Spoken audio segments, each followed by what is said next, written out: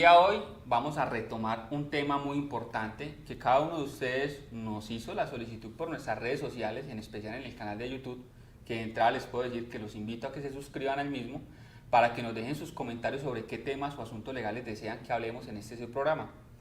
Por ello, hoy he invitado a la doctora Stephanie Botero, quien nos estará hablando un poco sobre el tema de las sucesiones y también un poquito sobre el tema de los testamentos. Doctora, muchas gracias por aceptar esta invitación.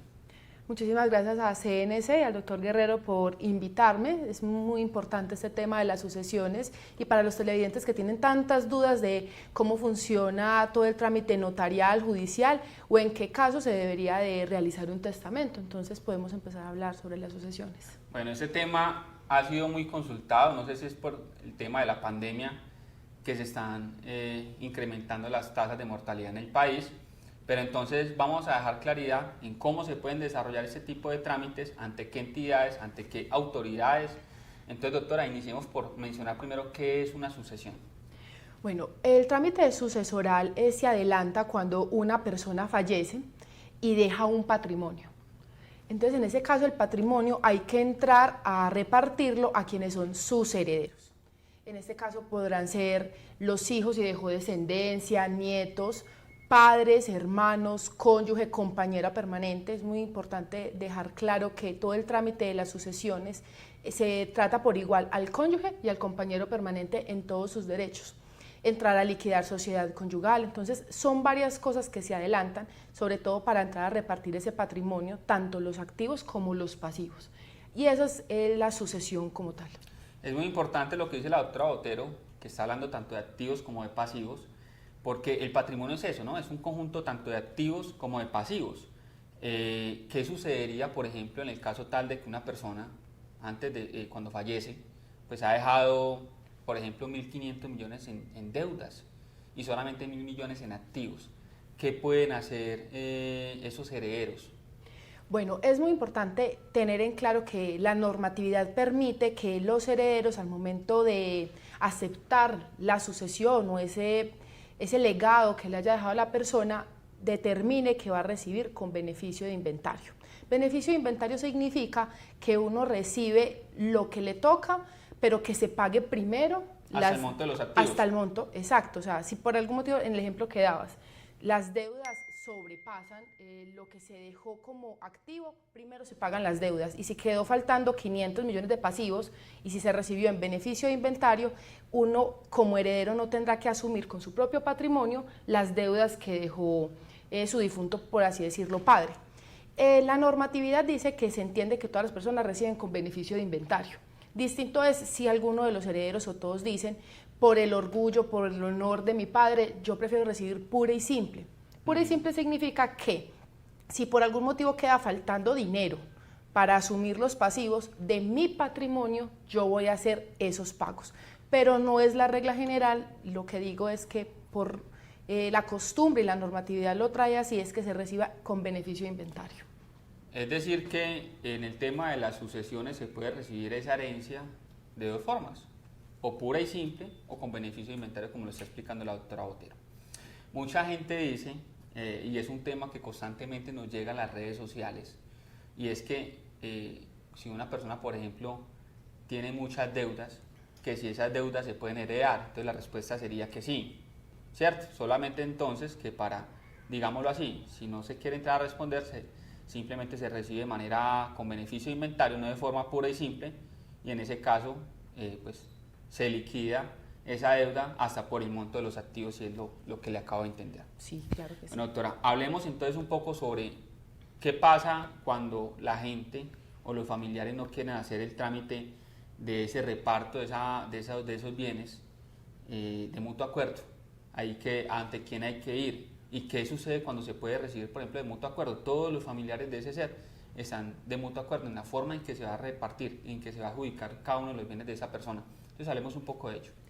Bueno, es más fácil entrar a determinar el tema sucesoral notarial, que es el que es de mutuo acuerdo, ya que cuando no hay un acuerdo entre los herederos y tenemos que acudir al trámite judicial, se vuelve un poco más complejo. Entonces, empecemos hablando del trámite notarial. En el momento en que se da la apertura de la sucesión, esto es, fallece la persona, Al fallecimiento. al fallecimiento, A partir de ahí ya se dio la apertura de la sucesión. Entonces habrá que determinar quiénes van a ser los herederos, porque si por algún motivo esa persona tenía una compañera permanente o estaba casado, hay que entrar a liquidar la sociedad conyugal o sociedad patrimonial respectivamente. Entonces hay que llamar a la cónyuge sobreviviente o a la compañera permanente sobreviviente, porque ella va a ser parte de la sucesión en el momento de la liquidación, porque hay que repartir los gananciales. Y van a estar los otros que son los herederos. Digamos cualquier cosa, dejo 5 hijos. 5 hijos, todos están vivos y todos están de acuerdo, tanto la cónyuge como los hijos, de decir, hagamos este trámite de vía notarial. Es necesario para este trámite que se contrate a un abogado para que presente la solicitud, para que presente los inventarios avalúos y el documento de partición y adjudicación de los bienes que dejó esa persona. De hecho, ese tema que estás mencionando es muy importante porque constantemente, no solamente en redes sociales, nos preguntan si se requiere sí o sí para adelantar un trámite de sucesión, sea por vía mutuo acuerdo o no existiendo acuerdo, es decir, ante un juez de la República, si se requiere abogado. Y la respuesta es que indiscutiblemente se requiere abogado, tanto para ese trámite también como para el trámite de los divorcios. A veces uno ve que la forma en que la gente busca o consulta los temas de divorcio, dicen, ¿cómo hacer un divorcio sin abogado? Pues la respuesta es sencilla y es que eso no es posible. Igual sucedería entonces con los trámites de sucesión. Hablemos, doctora, un poco de cuánto se puede estar demorando el trámite, por ejemplo, ante un notario, en el caso de mutuo acuerdo, y más o menos qué costo podría tener. Y hay que hacer una precisión ahí que también obviamente los costos dependen del monto de los activos o de las propiedades que hay que incluir, porque frente a eso se pagan unos impuestos. Claro que sí. Cuando estamos hablando del trámite notarial y de los pagos que hay que incurrir, es necesario que tengan presente, necesitamos saber cuáles son los costos de esos inmuebles. Digamos, la persona dejó una finca, un carro, un apartamento. Necesitamos los impuestos prediales para poder determinar el valor catastral que tenía o que tiene ese inmueble. Digamos que ya la asociación nos está rondando los 500 millones de pesos y además tenía una obligación crediticia en un banco que también va subiendo el monto por pasivo, y la notaría tiene unas reglas para determinar, dependiendo de los salarios mínimos o de los montos que tengan los bienes que se van a entrar a liquidar, un porcentaje, tanto para notaría, un porcentaje para rentas y registro y otro para los impuestos que se han de pagar. Otra cosa que decías del tiempo de duración de este trámite. Cuando uno hace la solicitud ante el notario, inmediatamente se deben hacer unos emplazamientos, y además de los emplazamientos se envía la documentación a la DIAN, porque se debe de verificar que no se le estén debiendo dineros a ellos, porque en caso de que así sea, pues se deberán de hacer los pagos y de respectivas deducciones a esa sucesión. Por lo que al tener que adelantarse ese trámite con la DIAN, mientras que la DIAN da una respuesta, este trámite sucesoral puede estar demorando entre 4 a 6 meses. Respectivamente, cuando ya salga la escritura pública, esta se debe de registrar.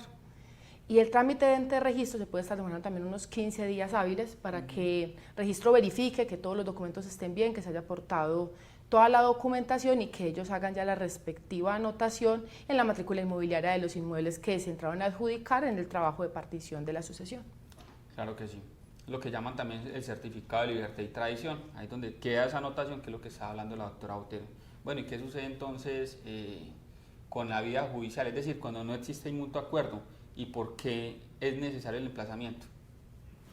Bueno, en el caso del trámite judicial llegamos al punto de que vamos a llevar el mismo ejemplo que traíamos ahorita. Existe una cónyuge, hay 5 herederos y todos están de acuerdo menos uno de los herederos. Uno de los herederos dice que él no está de acuerdo con el monto a que se va a adjudicar porque él considera que él merece un poco más que los otros herederos. Cuando uno de los herederos dice no estar de acuerdo, inmediatamente se va a abrir un trámite procesal de sucesión ante un juez.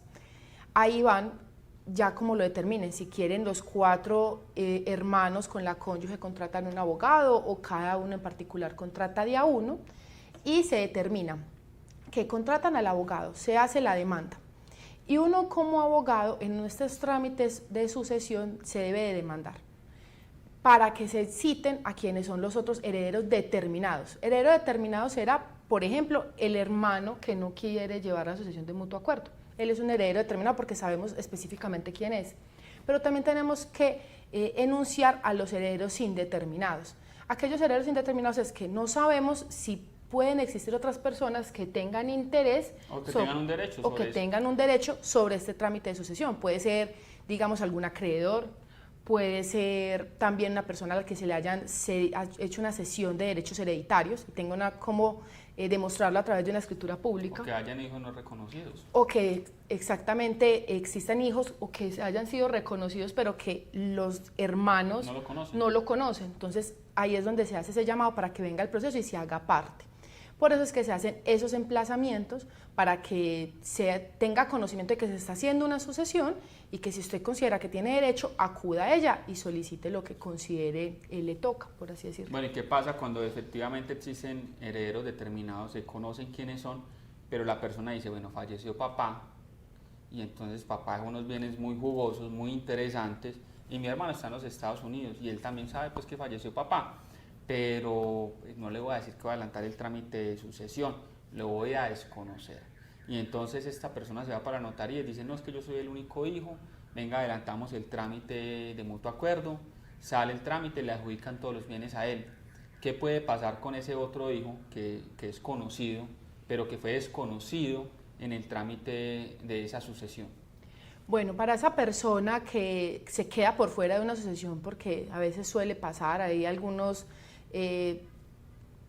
fallas entre el momento en que los hermanos consideran que quieren desconocer a alguien y saben dónde está, dicen mentiras, más allá de todas las implicaciones penales y legales que pueden existir al mentir, porque hay que tener presente que es una escritura pública, es un documento público, donde usted da fe de que usted en la solicitud dice no conozco que existan más herederos y usted tiene un hermano que puede fácilmente demostrar que son hijos de los mismos padres y que prácticamente lo desconocieron por estar fuera del país. Más allá de esas implicaciones legales, ¿qué derechos tiene la otra persona? En el momento en el que falleció su padre, puede haber iniciado el trámite de sucesión por notaría, haber llamado a sus hermanos, pero como no se logró hacer en este momento, puede acudir ante un juez y hacer una acción de petición de herencia. Y es, me dejaron por fuera, yo tenía derecho, mire el registro civil de nacimiento mío, él era mi padre, y venga, citen a todos aquellos a los que hicieron la sucesión por vía notarial y vengan, entréguenme la parte que a mí me correspondía al haber estado en esa sucesión porque yo era un heredero. Para eso existe un término, ¿no? Un término de ley. Sí, son 10 años.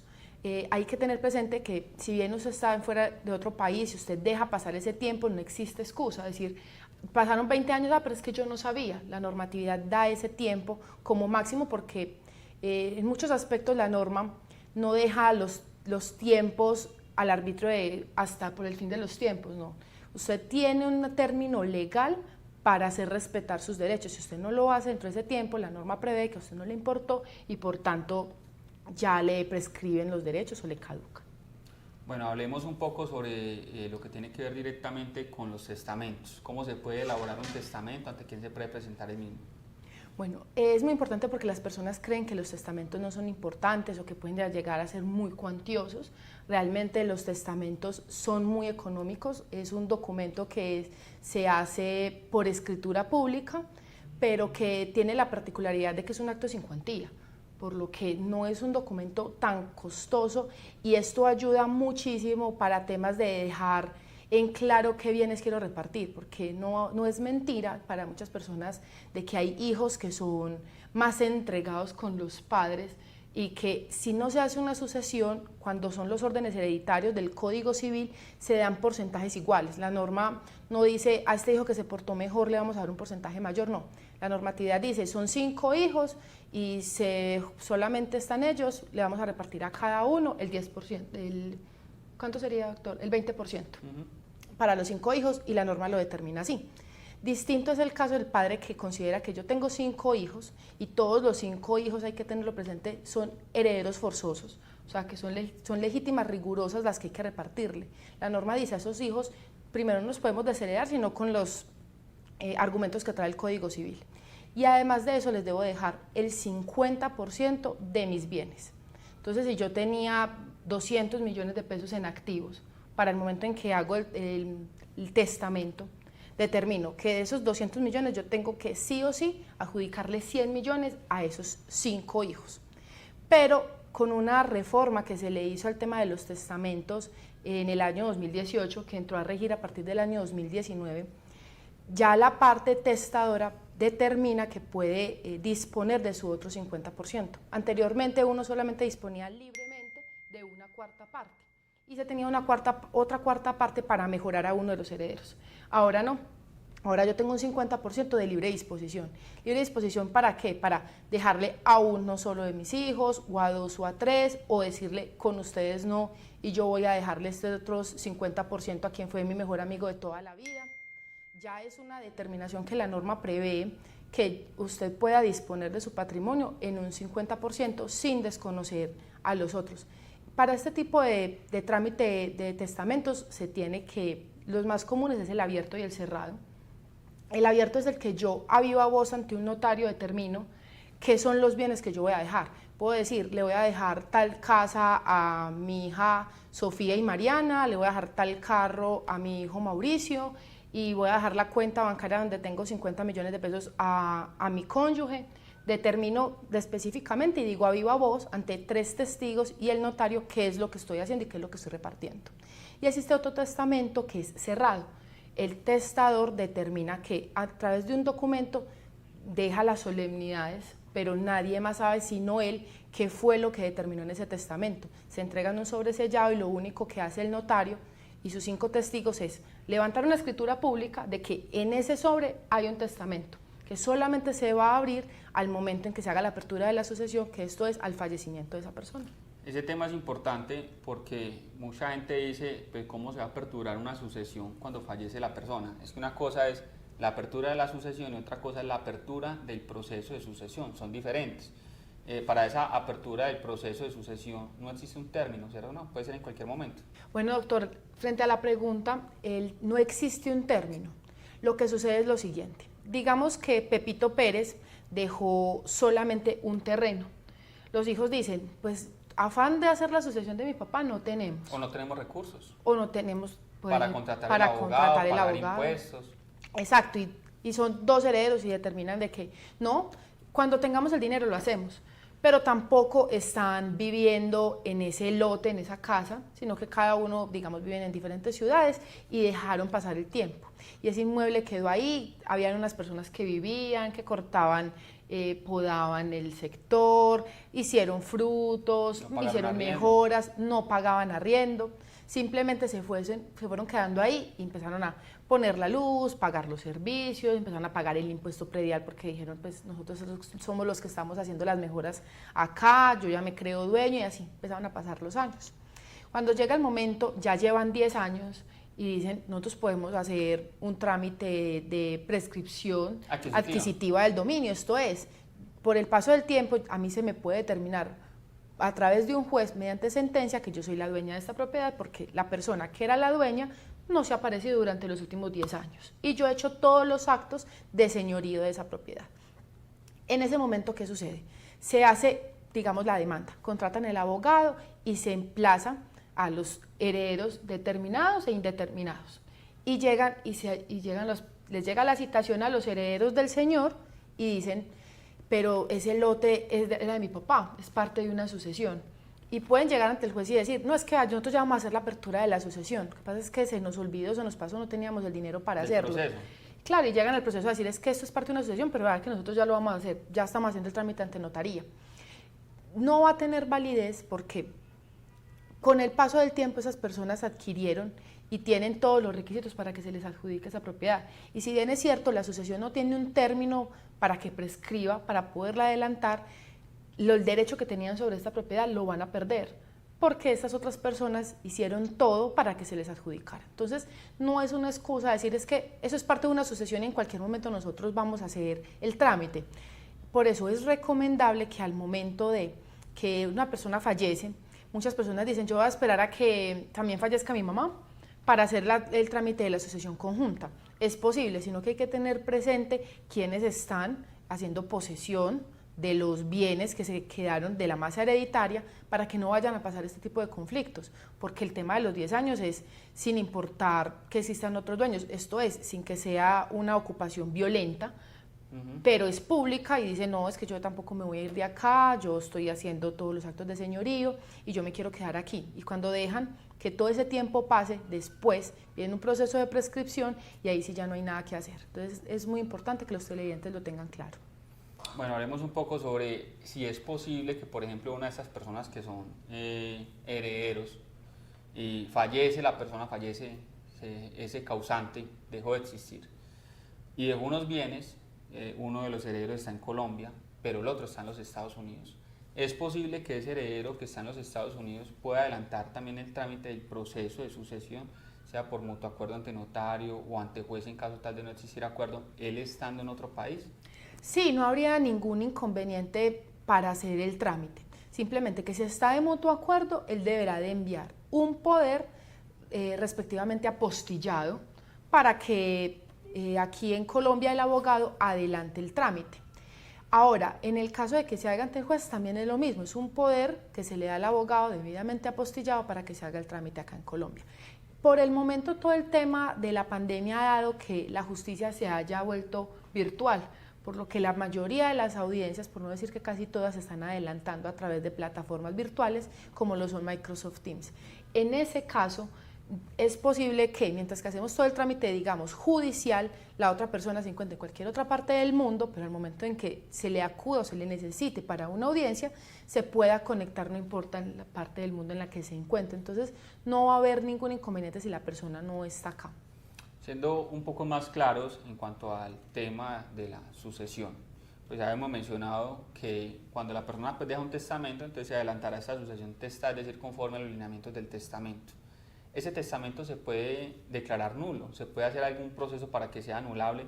Por ejemplo, esa persona fue coaccionada a dar una voluntad ante un notario, no era su voluntad verdadera, pero fue coaccionada y eso es lo que quedó plasmado, la persona fallece. ¿Es posible anular eso? ¿O por algún vicio del testamento eso es posible anular? Sí, el trámite se puede hacer, en este caso ante un juez, por los herederos. Se hace la apertura de la sucesión, la persona fallece y en ese momento van y se dan cuenta que existía un testamento, puede ser abierto o cerrado, y empiezan a mirar y dicen, pero es que para esta fecha mi padre ya estaba en un estado muy enfermo, ya estaba a punto de fallecer, digamos que el testamento se otorgó unos 5 días antes, y los herederos dicen, es que es muy extraño la forma en cómo hizo la repartición de los bienes, mire, le dejó prácticamente a una persona que no tenía como, no era llegada, fue extraño, la firma no está bien plasmada. En ese caso, si bien es cierto, se hace ante un notario que da fe pública de que todo el acto se está haciendo bien, no obsta para que uno no pueda acudir ante un juez y se busque la nulidad de ese testamento. ¿Por qué? Porque al anularse ese testamento, si se logra comprobar que la persona fue coaccionada a la hora de hacer la repartición de los bienes, se cae el testamento, por así decirlo, y volvemos a los órdenes hereditarios que trae el Código Civil para hacer la repartición de los bienes según la normatividad. Como si hubiese sido entonces intestada. Como si hubiese sido intestada. Bueno, es muy importante ese tema. Los invito a que se suscriban al canal de YouTube, porque por ese medio, por ese mecanismo, es donde nosotros seleccionamos todas sus preguntas y entramos a resolverlas. Muchas gracias por nuevamente haber visto este programa, esta transmisión. Si tienen alguna duda en la que le podamos servir como empresa, nos pueden contactar al celular 300-222-4618 o a la línea telefónica de Medellín con el indicativo 4-512-9527, porque nosotros hacemos valer sus derechos.